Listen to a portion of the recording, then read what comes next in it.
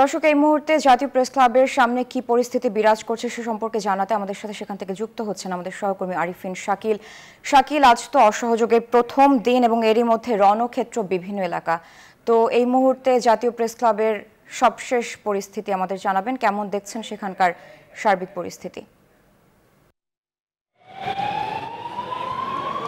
ধন্যবাদ সারা। মূলত প্রেস ক্লাবের সামনে এখনও পরিস্থিতি পুরোপুরি শান্ত, তবে প্রেস ক্লাবের ঠিক তার পূর্ব পাশে পল্টন মোড়ে এখন খানিকটা থমথমে পরিস্থিতি বিরাজ করছে। কিছুক্ষণ আগে সেখানে ইসলামী আন্দোলনের নেতাকর্মীরা যেমন ছিলেন তাদেরকে ধাওয়া দিয়েছেন ক্ষমতাসীন দলের সদস্যরা, এবং সেখানে দুপক্ষই একটি পক্ষ মূলত বাইতুল মোকাররমের ভিতরে অবস্থান করছেন, বাকিরা আর সরকার দলীয় যারা সমর্থক তারা মূলত অবস্থান করছেন পল্টন মোড়ে।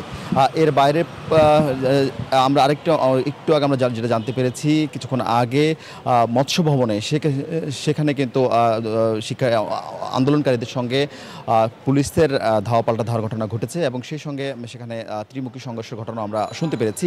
তবে প্রেস ক্লাবের সামনে এখন একেবারেই পরিবেশ শান্ত রয়েছে, এবং প্রেস ক্লাবে সকাল থেকেই থেমে থেমে বেশ কয়েকবারই আন্দোলনকারীদের সঙ্গে পুলিশের ধাওয়া পাল্টা ধাওয়ার ঘটনা ঘটেছে। তবে এখন সেই পরিস্থিতি অনেকাংশেই শান্ত। সারা।